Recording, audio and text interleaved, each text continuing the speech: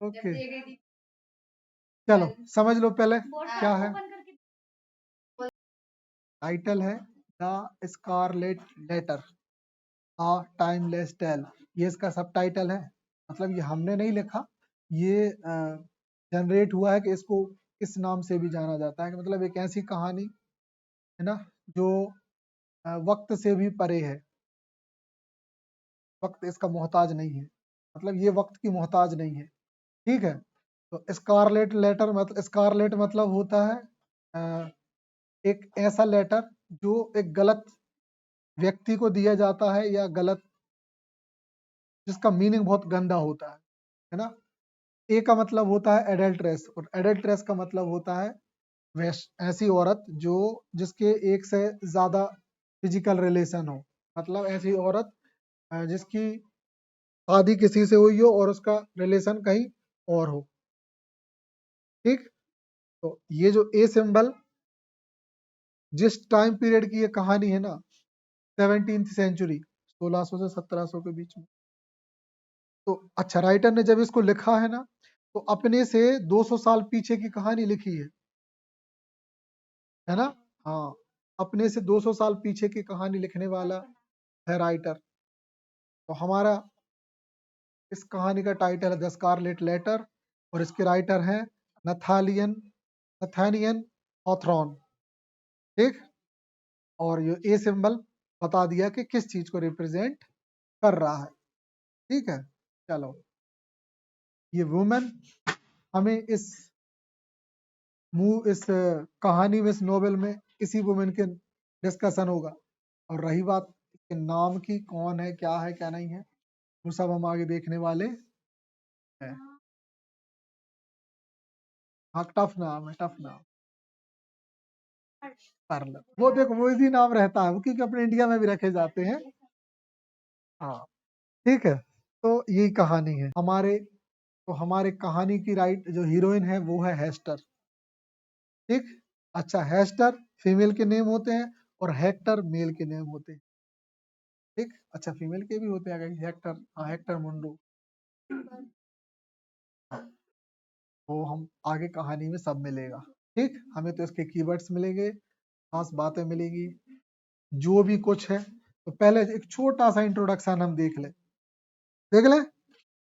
तो Nathaniel Hawthorne's masterpiece explore explores theme of sin, ये कौन कौन सी थीम को एक्सप्लोर करता है? सिन, पाप, गिल्ट मतलब शर्म, अपने अंदर किसी चीज को एक्सेप्टेंस, एंड रिडम्पशन, और रिडम्पशन। रिडम्पशन का ओके, तो पाप, सिन मतलब पाप, गिल्ट मतलब शर्म, है ना, या किसी चीज को स्वीकार करना, है ना, बुरी चीज को, और रिडम्पशन मतलब पाप से मुक्ति। अच्छा, पाप से मुक्ति के तरीके भी इसमें बताए गए हैं कि कैसे किसी इंसान को पापी मान दिया जाए तो उसको क्या भोगना पड़ता था। तो साफ सुथरी सी सीधी सी कहानी है कि कहानी वास्तव में हमसे कहती क्या है, ये हमें इस ही चैप्टर में पता चलता है कि उस टाइम पे क्या कल्चर था, लोग क्या एज्यूम करते थे चीजों को लेके। चलो ठीक है, तो एडम्पटन इन 17th सेंचुरी बोस्टन, बोस्टन एक सिटी है। ठीक, it's enduring power lies, lies मतलब होना, स्थित, मतलब एग्जिस्ट करना, in its exploration of human nature, इंसान के नेचर को बताया है इसमें कि इंसान का नेचर कैसा, कैसे कैसे लोग इस दुनिया में होते हैं। हम और आप तो इंडिया को ही देखते आ रहे हैं, दुनिया में कैसी थी पहले। अच्छा, एक बात तुम लोग को सुन के सोच के समझ में आएगा कि इंग्लिश लिटरेचर में ऐसी कहानियां तुम्हें पढ़ने मिल रही हैं जो तुमने आज से पहले कभी सोची भी नहीं होगी, आज से पहले कभी सोची नहीं है। तो दुनिया के दर्शन कराता है इंग्लिश लिटरेचर, और ऐसी ऐसी चीजें मिलती है जो थॉट भयंकर मिश्रण बना। ठीक है, शानदार लाइफ होती है, शानदार लाइफ। ठीक है, चलो आगे बढ़े। Okay, next, introduction of Nathaniel Hawthorne, ये हमारे राइटर हैं नथानियल हॉथरॉन। शानदार। अब इनकी लाइफ को देख लें। Born in Salem, Massachusetts, Hawthorne's descended from Puritan ancestor. ये जो फैमिली थी वो प्यूरिटन्स थे। प्यूरिटन हमने जानते हैं मिल्टन को, बिल्कुल मिल्टन की इमेज रखना। ये प्यूरिटन ऐसे जो धर्मवादी होते हैं, ईश्वरवादी, जो क्रिश्चियनिटी को हद से ज्यादा ही फॉलो करते हैं, नियम के कड़े, नियम कानून के बहुत कड़े। तो मम्मी पापा से यही फीलिंग मिली और अपने समाज को समझने की इनको फीलिंग मिली। ठीक, दिस इन्फ्लुएंस्ड हिज राइटिंग, और यही उनकी राइटिंग को प्रभावित किया। जैसा तुमने कहा कि पाप को नहीं मानते, बिल्कुल ऐसे समझ लो कि इंडिया में जैसे ब्राह्मण, पंडित, ठीक है, कहने को गुरुजी, मेरे आदरणीय, ये रियलिटी अलग होती है, समझ रहे? कहने को प्यूरिटन्स, प्योर, एकदम शुद्ध, स्वच्छ, पाप मुक्त। बट ऐसा और सारे भी ऐसे नहीं होते जैसे ब्राह्मण्स नहीं होते। ठीक, समझ गए? अब एरा, कौन से एरा में ने राइटिंग की? He wrote during the American Renaissance, American Renaissance के टाइम पे लिखा। A period of great literary flourishing, writer है, ठीक, और उस टाइम पीरियड को लिखते हैं। His work reflect the era's concern, उस एरा की बात को ये हमें और आपको बताते हैं। ठीक, थीम क्या है? His novel often explore theme of sin, guilt and the human condition. His work are still relevant today. इनने sin को, गिल्ट को और ह्यूमन नेचर कंडीशन को बताया, तो आज भी रेलेवेंट। ठीक, ये हमारे थे नथानियल हॉथरॉन का इंट्रोडक्शन। आगे बढ़े। Setting the stage, Puritan, setting the stage, Puritan Boston.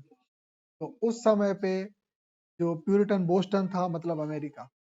अच्छा, प्यूरिटन हमें इंग्लैंड में मिलते हैं, लेकिन अमेरिका भी मिलते हैं भाई। ये उस समय के प्यूरिटन्स का चर्च है, जो आप सामने देख रहे हो, है ना? ये बाहर से लुक, ये अंदर से।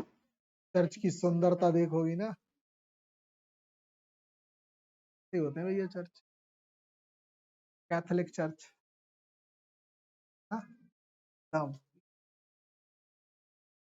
ठीक, तो ये है। अब अच्छा, चर्च हमें ये दिख रहा है, और ये है टाउन स्क्वायर। तुम समझ गई होगी टाउन स्क्वायर क्या था।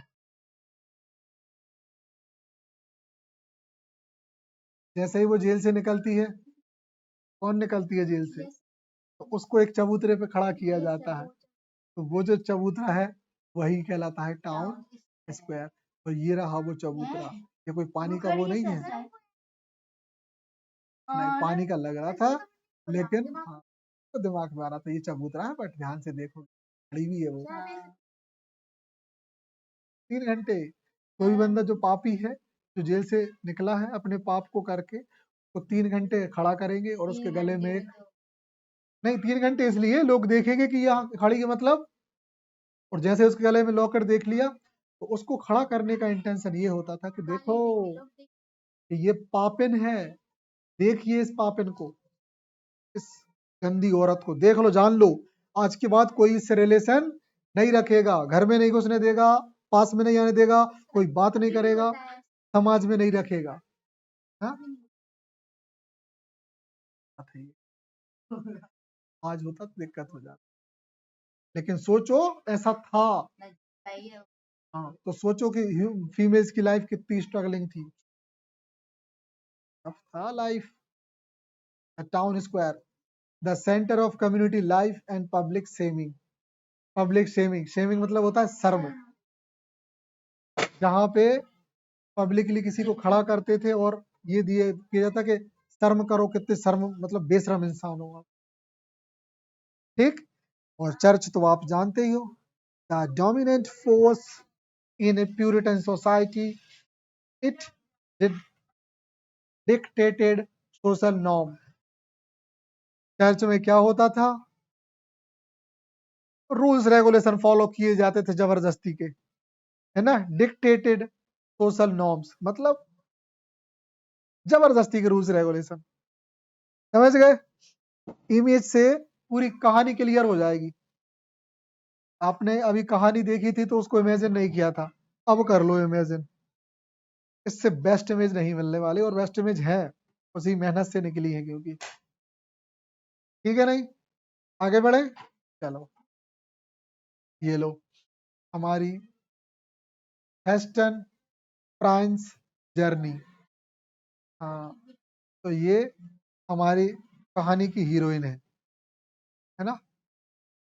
देख पा रहे हैं, ब्यूटीफुल है, और बस आरोप की वजह से उसको इतना कुछ झेलना पड़ा। ठीक, तो उसकी जर्नी को हम देखते हैं। तो पहली जर्नी में उसका फर्स्ट स्टेप है adultery. Hester's sin bring public shame and ostracism. उसको पब्लिक शेम का को फेस करना होता है ना। ही ब्रिंग टू डेस्क या town square, and there he see shameful shameful depiction को शेमफुली शो करते हैं कि yes, this is the women who conducting a sin। ये वो औरत है जिसने कि पाप किया है, देख लो इसको, जान लो। फिर इम्प्रिजनमेंट, इस प्रकार की सजा के लिए, उस प्रकार के काम के लिए सजा का प्रावधान था। अगर आप कोई भी ऐसा काम करती हो तो she endures punishment and the societal judgment. समाज ही उसको पनिशमेंट देता था कि इसको तो जेल में डालना चाहिए, तो चुपचाप डाला जाता था उसको जेल में। अपना जीवन वहीं गुजारती थी बहुत सारा लाइफ का, और अगर छूटती थी तो भी समाज उनको मतलब नहीं रखता था। फिर रिडम्पशन, पाप मुक्ति, pro act of charity, Hester's find some peace. आपको चैरिटी करनी होती थी, दान करना पड़ता था चर्च को। क्या करना पड़ता था? दान। आप जो भी कमाते हो का हिस्सा आप चर्च को देना ही पड़ेगा आपको, चाहे आपकी हिम्मत ना हो। बेचारी कपड़े सिल के गुजार करती थी, लोग मतलब नहीं रखते थे, कार्यक्रम में नहीं बुलाते थे, किसी भी पब्लिक शेयरिंग में नहीं बुलाते थे, लोग घर पे नहीं जाते थे इसके। पापिन है ये, कोई मतलब नहीं रखेगा इससे। सिर्फ कपड़े वपड़े सिल के वो अपना गुजारा करती थी, बस उतना ही तक, बाकी कोई रिलेशन नहीं होगा। तो ये थी हमारी हेस्टर प्रिन। ये पूरा नाम है उसका, हेस्टर प्रिन। कहानी में सुना तो मैंने फास्ट बोलते हैं वो हेस्टर प्रिन, है ना।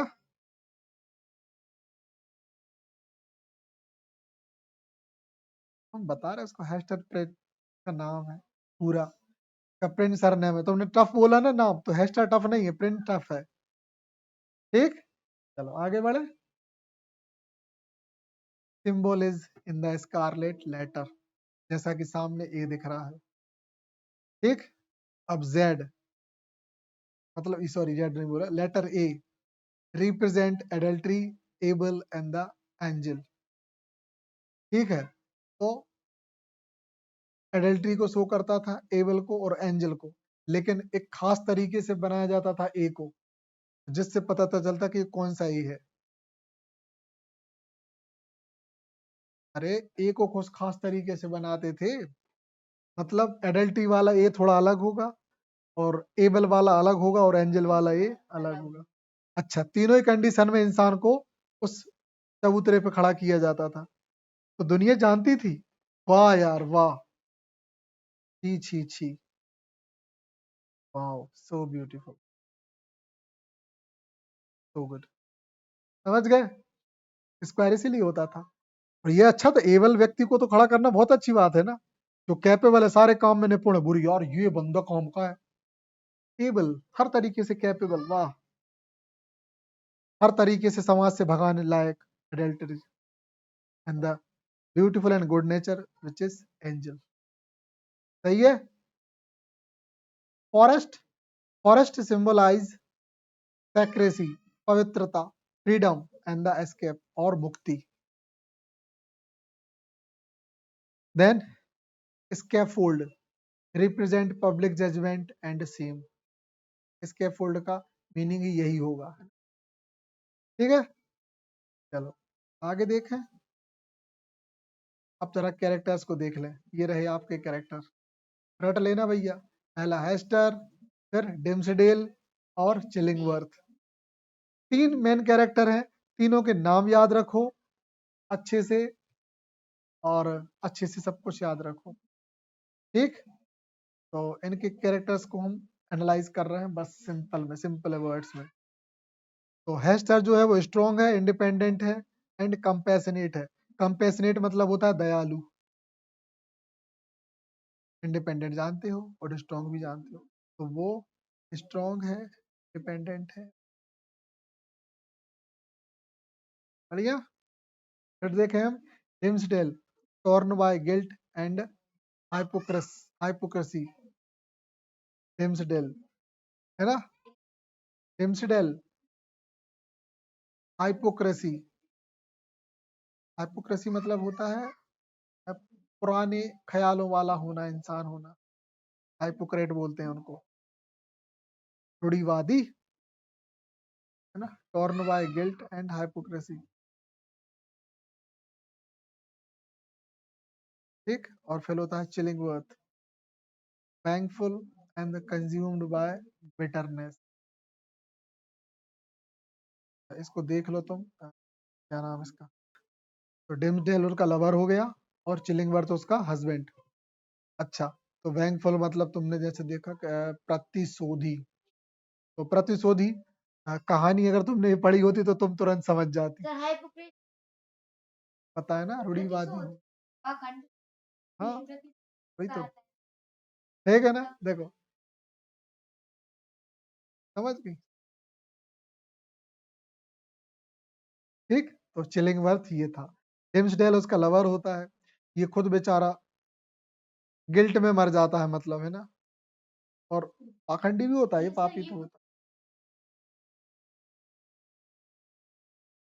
हम लोग को एक रियलिटी बता दे, पता है, ये क्रिश्चियनिटी में है ये रूल, अगर आप कोई पाप करते हो ना दिन में, लोग अपने आप को ना पनिश करते, इवन तुम्हें विश्वास नहीं हो, हमने भी ये फील किया है, अगर हमसे कोई गलती हुई है ना, तो उसका पश्चाताप किया। तो ये बात हमें बहुत अच्छी लगी क्रिश्चियनिटी, हमने फील किया, हमने अनुभव किया है, ऐसा करना चाहिए, अपने पापों का पश्चाताप जो जिस लेवल पे हो।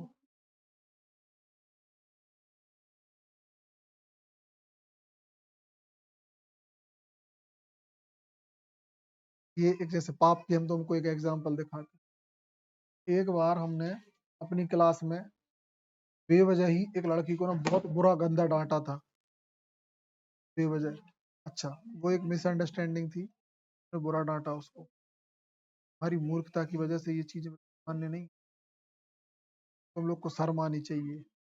बाद में सब हमने पूरा सुना दिया तो उनने, सर वास्तव में यहाँ हम लोग नहीं थे,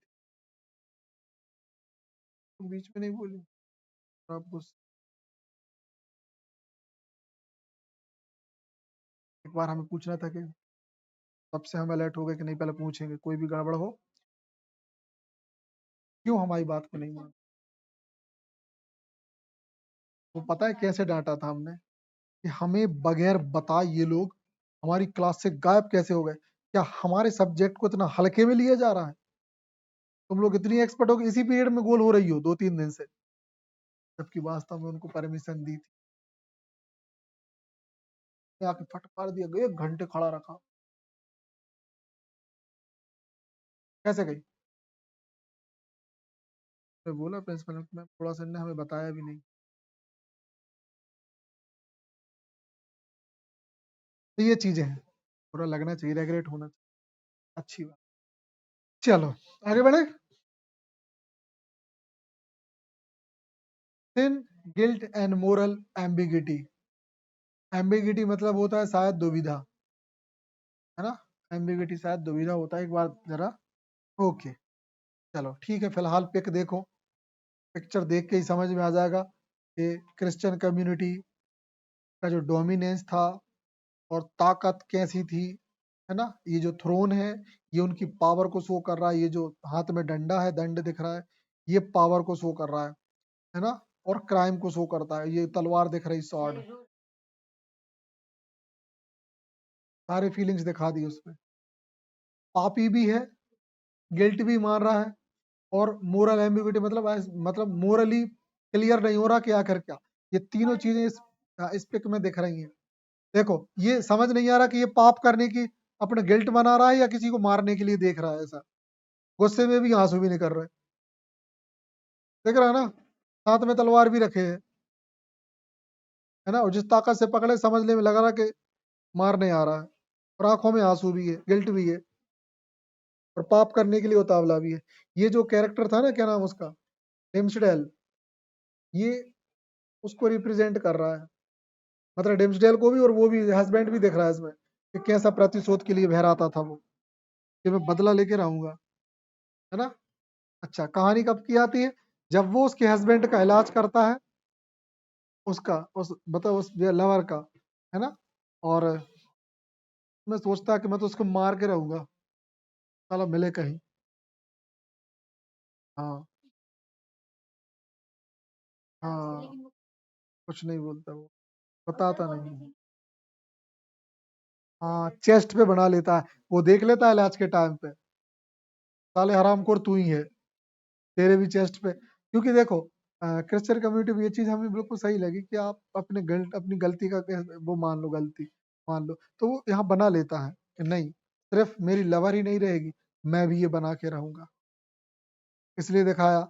तो sin, the consequences of trans transgression, मतलब हमारी जो मूर्ख वो होती है ना, गंदी हरकतें का परिणाम है सिन, मतलब सिन पाप है वो। फिर guilt, internal suffer and self punishment. इसमें गिल्ट में वो लोग क्या करते हैं, इंटरनली सफर करते हैं, बहुत बहुत परेशान होते हैं, और सेल्फ खुद को पनिशमेंट देते हैं। एक मूवी है, हमने देखा है, वो व्यक्ति क्या था, अ, वो बेसिकली एक पाप शूटर था, लोगों को मारता था वो, लेकिन वो अपनी पाप की मुक्ति के लिए पता है क्या करता था, रात में एक चेन लेता था, और वो एंगल वाली, और फिर उसको ऐसे टाइट कर लेता था अपने हाथों से, इतने जोर से गड़ती थी वो चेन कि पूरा खून निकल आता था जांघों से, पूरा खून में लथपथ हो जाती थी जांघ, और ऐसे उसको दबाए रहता था वो, जब तक कि ना कब बिल्कुल निचड़ ना जाए।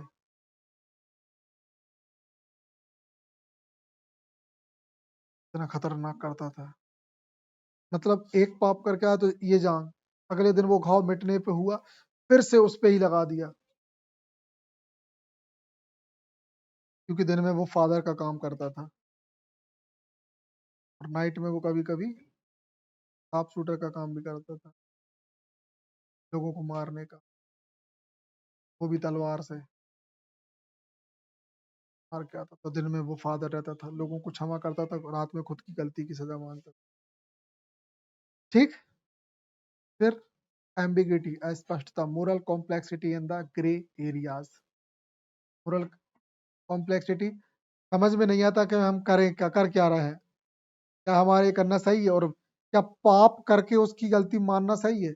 अच्छा, जानबूझ के पाप किया है तो गलती मानना मजा नहीं आता, लेकिन अगर गलती से हुआ और आपने सजा न खुद को दी तो सही है।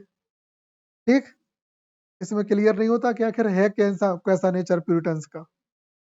ठीक है, आगे देखें,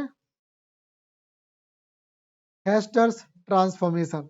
अब ये उसके बुढ़ापे की फोटो है, अपना जीवन गुजारती है ना वो, ठीक, बच्ची बड़ी हो जाती है, शादी हो जाती है उसकी, तो acceptance, he embrace her identity and fine inner peace, स्वीकार्यता होती है उसमें। ठीक है, फिर चैरिटी, वो दान धर्म करने लगती है, गरीबों को दान देती है, अपनी लाइफ को गुजारती है। फॉरगिवनेस, क्षमा, क्षमादान, she seeks redemption and find solace in nature. मतलब ये अच्छी बन जाती है। अच्छी क्या बन जाती है? अच्छी तो वो होती ही है, बस उससे एक गलती हो जाती है जिसका वो जीवन भर भोगती है उसको। सही है। नेक्स्ट, स्कारलेट लेटर, है ना? ये हमको एक उसका फोटो दे दिया, ठीक है, वर्क का। हाँ तो दाढ़ी बियर्ड बना दी है उसकी, ठीक। ये हमारे जो राइटर है उसका थोड़े से वो हो गए, ठीक है। अब जो भी हो, नथानियल हॉथरन को दिखा दिया, एआई है, इंटरेस्टिंग करती है, ठीक है। Legacy in American literature, American literature की महानता, इन्फ्लुएंस फेमिनिस्ट लिटरेचर, और इसका इम्पैक्ट क्या है? Hester as a strong female character, ठीक। अच्छा, प्रभावित करने वाले शब्द क्या है, बात क्या है, और उसका इम्पैक्ट क्या पड़ता है, ठीक है। तो फेमिनिस्ट लिटरेचर मतलब महिलाओं पे लिखा गया, फेमिनिस्ट लिटरेचर मतलब महिलाओं की बात की है उस वर्क में। Hester as a strong female character, एक बहुत मजबूत कैरेक्टर। और ये सही बात है, इतना बड़ा आरोप लगने के बाद जीवन काटना बहुत टफ होता है, वो सुसाइड नहीं करती, सोचो। अरे अपने यहाँ तो जरा सा कुछ होता है सुसाइड ही हो जाते हैं। इतनी स्ट्रॉन्ग दिखाया है उसको, वो पूरा जीवन काट लेती है, पता है, इस कलंक के साथ, और बच्ची को भी पाल लेती है, उस बच्ची को पालती है, बड़ा करती है, शादी तक करा देती है उसको। बहुत मजबूती दिखाई है। फिर नेक्स्ट इन्फ्लुएंस क्या है? और उसको भी, हाँ,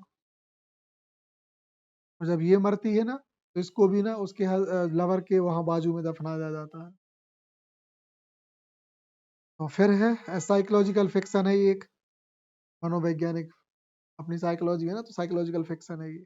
मतलब अमेरिकन फिक्शन तो है ही, उसका एक सब जोनरा है साइकोलॉजिकल फिक्शन। फिर एक्सप्लोरेशन ऑफ इनर टर्मोइल, मतलब टर्मोइल मतलब उठापटक एंड गिल्ट, ठीक। फिर आगे बढ़े, कंक्लूजन, एंड्यूरिंग लेसन का सुंदर पिक बना के दिया, ठीक। तो के उसमें कंक्लूजन में दिया है, Hawthorne's exploration of sin, guilt and redemption continues to resonate with readers, हमेशा लोगों को ताजा बनाता रहता है, मतलब पता का चलता है कि हाँ ऐसा था। The novels power lies in its timeless theme, और नोवेल की जो ताकत है वो है इसके टाइमलेस थीम की वजह से। जो थीम उनने सुनी है ना, वो वक्त के साथ कभी बूढ़ी नहीं हो रही। तुमने पढ़ा, आज तुमने भी क्या देखा कि वाह यार क्या नोवेल है। हमने पढ़ा था तब हमने भी सोचा वाह यार क्या, दो बार वो तो है ही यार, कहानी इंटरेस्टिंग है। हमने आपने कभी सुनी नहीं है ऐसी, पता नहीं, हमें तो ये सोच के ताज्जुब होता है कैसे लोग इंग्लिश लिटरेचर को एंजॉय नहीं करते। कैसे नहीं करते लोग एंजॉय? क्या एंजॉय करने वाली चीज है? एंजॉय करते हैं ना जब हम लेट स्टडी को एंजॉय करते हैं ना, तब हमारी लाइफ एकदम एंजॉयबल हो जाती है, ठीक है। बहुत सिंपल से नोट्स हैं, बहुत दो दो लाइन की आंसर वो चीजें हैं, बहुत सारे वर्ड्स हैं, लिख देना, खत्म। इतना ही पूछा जाएगा, बिल्कुल। अरे चाहे सुनो वो, हाँ वो सुनना, वो चाहे वो क्रिटिकल एप्रिसिएशन पूछ लें, चाहे इसका कंटेम्प्रेरी वैल्यू पूछे, चाहे हाँ कैरेक्टर पूछे, तो भी हमने देख लिया कि कैसे कैसे थे। ये जो इसमें क्या है, बेसिकली स्लाइड में क्या है, कीवर्ड्स दिए हैं, आप तो वो कीवर्ड डाल के आ जाना, टीचर वो नहीं पर नजर जाती है, पूरा कोई नहीं पढ़ता। टीचर की नजर कहाँ पे जाती है? आपकी उस खास बात पे, क्योंकि आपको बकवास थोड़ी पढ़नी है आपकी। इज दैट एम आर, हर कोई लिख लेता है, आपने क्या स्पेशल लिखा?